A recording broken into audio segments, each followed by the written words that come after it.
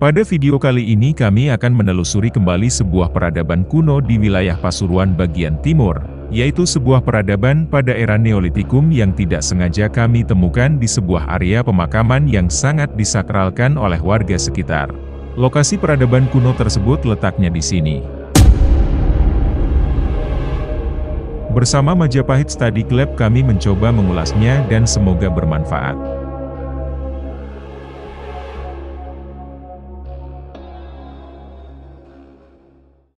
Oke teman-teman, saat ini kita bersama warga tentunya ya, karena kita ditunjukkan sebuah situs yang sangat istimewa, sebuah gundukan yang diduga penuh dengan tinggalan-tinggalan neolitik ya, neolitik megalitik.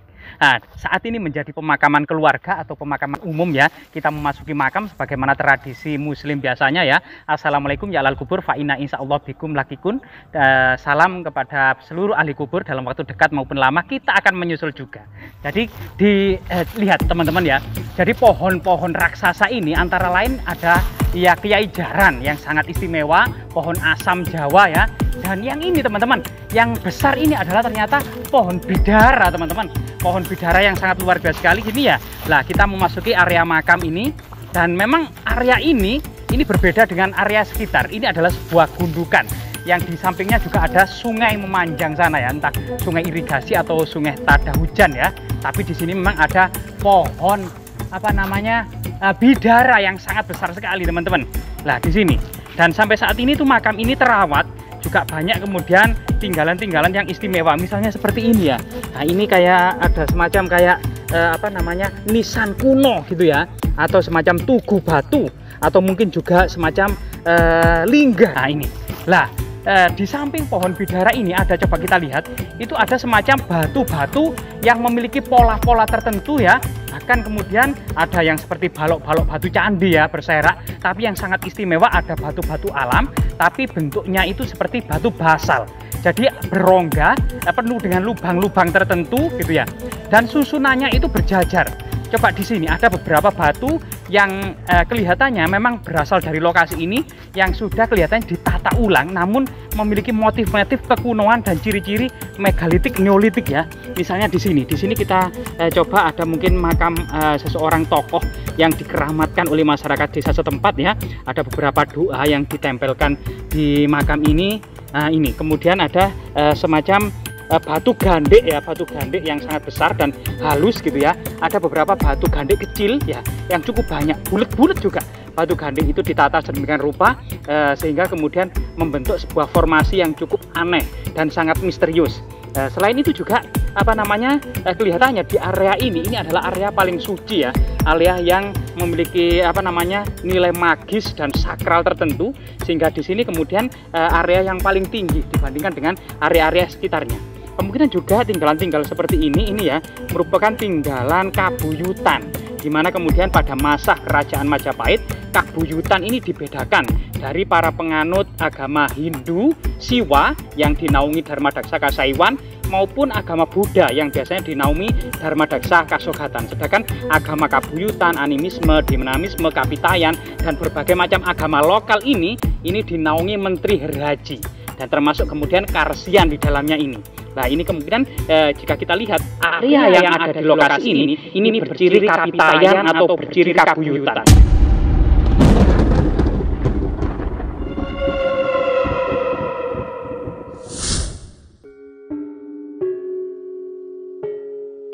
Kapitayan adalah salah satu agama kuno di Pulau Jawa, khususnya bagi suku Jawa. Kapitayan merupakan salah satu bentuk monoteisme asli Jawa yang dianut dan dijalankan oleh sebagian masyarakat Jawa secara turun-temurun. Agama ini juga kerap mengidentifikasikannya sebagai agama kuno Jawa, agama monoteis Jawa, agama monoteis leluhur, dan agama asli Jawa, yang mana berbeda dari kejawen atau agama Jawanik lainnya yang bersifat non-monoteistik. Secara etimologi, kata kapitayan merupakan istilah yang berasal dari bahasa Jawa kuno yang memiliki kata dasar taya yang berarti tak terbayangkan, tak terlihat, atau mutlak secara harfiah. Dalam bahasa Sunda juga terdapat kata taya singkatan dari teu aya yang memiliki arti tidak ada atau tiada. Dengan demikian itu berarti bahwa Taya tidak dapat dipikirkan atau dibayangkan, atau tidak dapat digapai oleh panca indera duniawi manusia. Kapitayan dapat digambarkan sebagai ajaran yang memuja atau menyembah Taya atau Sang Hyang Taya yang merujuk kepada entitas yang tak terbayangkan dan tak terlihat, yang terkadang juga disebut sebagai Suwung, Awang, atau Wung. Kata Awang Wung mengacu pada keberadaan nyata tetapi tidak terjangkau, sehingga dapat diketahui dan disembah oleh makhluk duniawi termasuk manusia, dan Sang Hyang Taya digambarkan sebagai entitas bersifat ketuhanan dan supranatural yang berkategori Tu, ataupun Toh.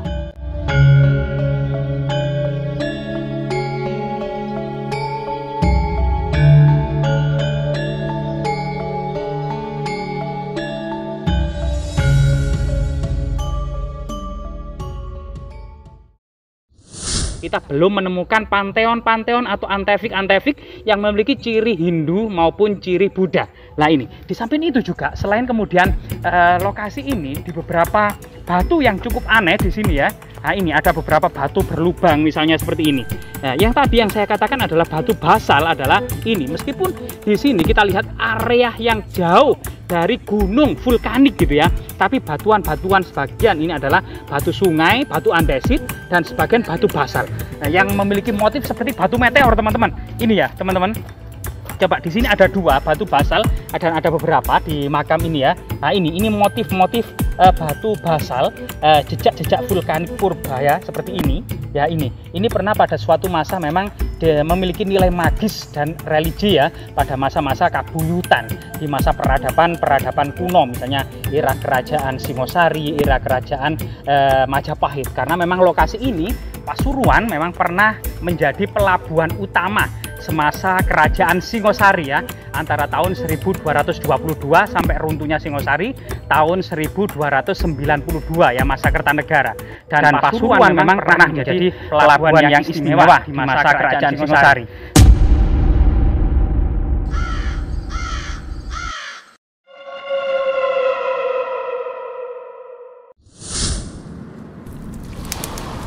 Menurut catatan Mahua, setelah runtuhnya Singosari, masyarakat Jawa pada masa itu masih banyak menganut Kapitayan. Mahua mencatat bahwa penduduk pribumi Jawa pada masa itu beribadah menghadap goa dan pohon-pohon. Dalam keyakinan penganut Kapitayan di Jawa, leluhur yang awal sekali dikenal sebagai penganjur Kapitayan adalah tokoh mitologis Dang Hyang Semar, putra Sang Hyang Wungkuham keturunan Sang Hyang Ismaya.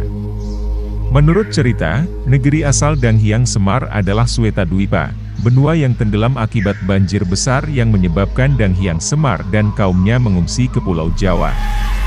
Sang Hyang Semar memiliki saudara bernama Sang Hantaga atau Togok, yang tinggal di negeri seberang atau luar Jawa, yang juga mengajarkan Kapitayan, tapi sedikit berbeda dengan yang diajarkan Dang Hyang Semar.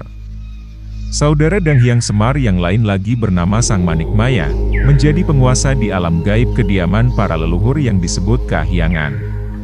Tokoh-tokoh idola dalam ajaran Kapitayan seperti Dang Hyang Semar, Kiai Petruk, Nala Gareng, dan Bagong dimunculkan sebagai punokawan yang memiliki kekuatan adikodrati yang mampu mengalahkan dewa-dewa dalam agama Hindu.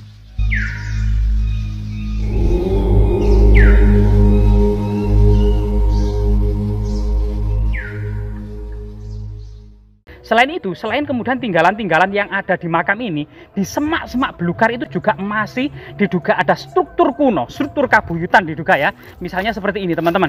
Nah, di sini, di dekat bara api sini ya, nah ini di semak-semak belukar, meskipun ini jauh dari sungai gitu ya, ini ternyata banyak sekali struktur dan batu-batu aneh di dalamnya.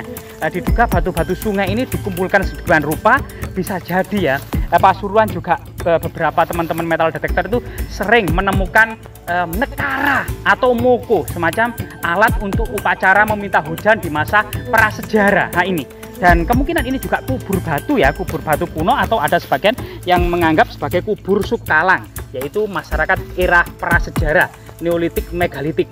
Nah, kubur batu Neolitik, Megalitik, terutama banyak sekali temuan moko dan nekara, ini diduga masa peradaban Dongson ya, yaitu antara tahun 1500 sebelum Masehi sampai awal-awal Masehi gitu ya. Nah ini terutama kemudian kebudayaan Dongson. Kebudayaan Dongson memang adalah migrasi manusia purba kedua ya. Karena migrasi manusia purba pertama itu tahun 3000 sebelum Masehi. Itu kemudian orang-orang Austromelanozoid ya, orang-orang berkulit hitam, berambut keriting, ini mendiami pertama, diduga dari Afrika ya. Nah ini kemudian pada tahun 2500 sebelum Masehi, orang-orang Proto Melayu atau Melayu tua dari dataran Asia ya, kemungkinan dari Tiongkok Selatan ini memasuki Asia Tenggara, membawa kebudayaan megalitik, neolitik, megalitik, batu besar seperti menhir, dolmen, sarkofagus, tahta batu, pundan berundak-undak. Kemudian ada migrasi kedua yaitu orang-orang Deutero Melayu atau Melayu muda ya, tahun 1500 sebelum Masehi sampai awal-awal Masehi, dan di sini sudah berkembang peradaban perunggu atau peradaban Dongson. Salah satu peninggalannya adalah kubur batu seperti ini. Diduga kemudian di dalamnya juga ada semacam alat-alat perunggu ya, bisa kapak corong, bisa candrasa, bisa muku, bisa nekara.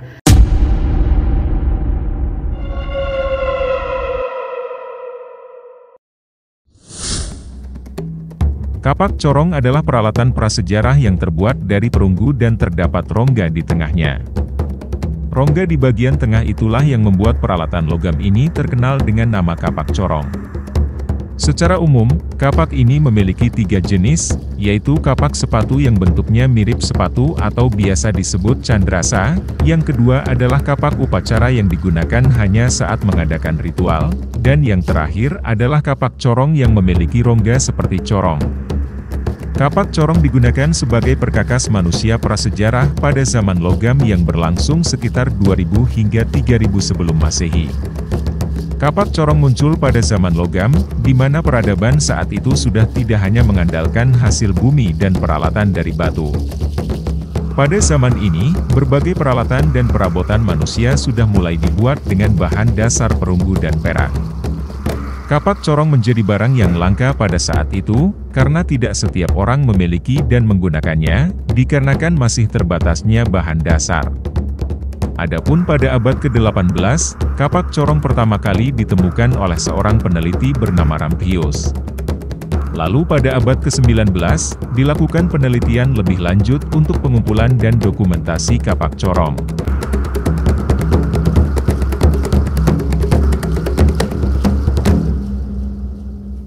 Sedangkan moko atau moko abadi adalah drum dengan bagian atas dan bawah yang tertutup, dibuat dengan variasi ukuran yang berbeda-beda, dan dapat terbuat dari logam perunggu serta tembaga atau kuningan. Moko telah dipakai sejak ratusan tahun silam sebagai alat tukar atau barter dalam perdagangan dan dibuat dalam beberapa jenis ukuran. Dari penelusuran yang telah dilakukan, pembuatan drum telah berlangsung sejak peradaban awal kuno dan dapat ditemukan tersebar di Cina Selatan dan Asia Tenggara. Di daerah Nusa Tenggara Timur secara khusus, moko telah dipakai sebagai alat musik di abad ke-17, karena bentuknya yang mirip kendang. Namun sejak abad ke-19 lebih sering dipakai sebagai mas kawin oleh kalangan masyarakat Alor. Nekara adalah gendang perunggu berbentuk seperti dandang berpinggang pada bagian tengahnya dengan selaput suara berupa logam atau perunggu. Nekara diberi bermacam-macam hiasan dengan motif binatang, seperti katak, gajah, kuda, rusa, harimau, burung, dan merak. Benda budaya ini berasal dari zaman perunggu atau zaman logam. Pada zamannya, nekara dianggap benda suci yang berfungsi sebagai benda upacara, mas kawin, dan lain-lain.